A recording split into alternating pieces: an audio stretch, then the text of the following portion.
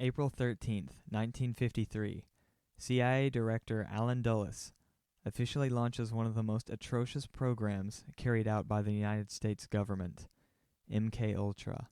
This program led to horrors and atrocities as unwitting Americans, Canadians, and others were experimented on against their will.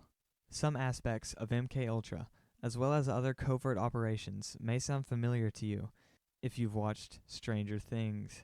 The secret programs in which 11 was experimented on, as well as other programs that study mind control and even psychic powers, are all very real and are based on programs which may even be in operation today.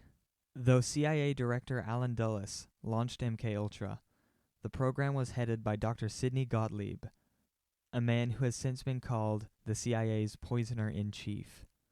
Gottlieb had already conducted mind control experiments for the CIA when he convinced Allen Dulles to expand into a new program, a program that gave Gottlieb control over all the CIA's mind control research, as well as more power, including the explicit power to test drugs on citizens against their will and without their knowledge. This was the birth of MK Ultra. The goal of MK Ultra was to develop mind control through any means necessary. Through use of powerful drugs, sensory deprivation, and abuse, the CIA sought to develop drug or trauma-based mind control, as well as other ways to break the human psyche. Many of these experiments and projects were ran out of places like colleges and hospitals. In Stranger Things, we get our first mention of MK Ultra in Season 1, Episode 3. When Hopper goes to the library's archives to search for information on the Hawkins National Lab, he stumbles across several articles detailing the MK Ultra experiment conducted there.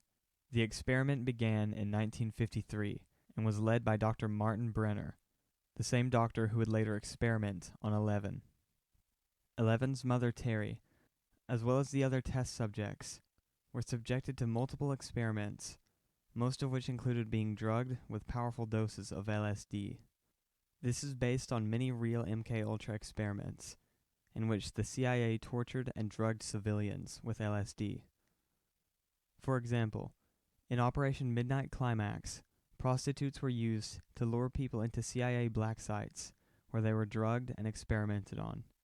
In another one of the LSD experiments, a U.S. Army biological warfare specialist, Frank Olson, was given a high dose of LSD unwittingly and committed suicide soon after. MK Ultra's involvement and connection to his death was covered up for years. Gottlieb never faced any charges for his crimes. The vast majority of MK Ultra documents were destroyed by order of CIA Director Richard Helms, so we'll probably never know the true extent of the program. After MK Ultra, Dr. Brenner began a new project dedicated to studying and weaponizing ESP, extrasensory perception, or psychic powers, and he took a special interest in 11's power.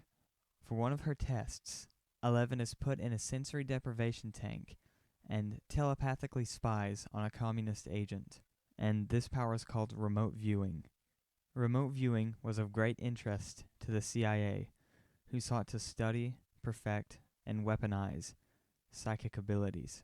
Project Stargate was ran by the CIA, DIA, and the U.S. Army, and investigated parapsychology, mostly focused on psychic powers such as remote viewing. The intent was to use ESP for espionage, things like telepathically spying on the Soviet Union. In 1972, decades after MK Ultra began, the CIA's poisoner-in-chief, Dr. Gottlieb, helped to create Project Stargate by granting the Stanford Research Institute a contract to investigate remote viewing. Gottlieb later reviewed the results of the data, approved another work order, and encouraged the development of a, quote, more complete research plan. The project's funding was reapproved yearly and spanned from 1978 to 1995. In 2021, the CIA clarified their stance on remote viewing. That report's conclusion, which echoed the assessments of the CIA officers involved in the program during the 1970s, was that enough accurate remote viewing experiences existed to defy randomness but that the phenomenon was too unreliable, inconsistent, and sporadic to be useful for intelligence purposes. However, the CIA is not exactly known for their honesty, and according to scientists who were involved in Project Stargate, there is a lot more data that remains classified.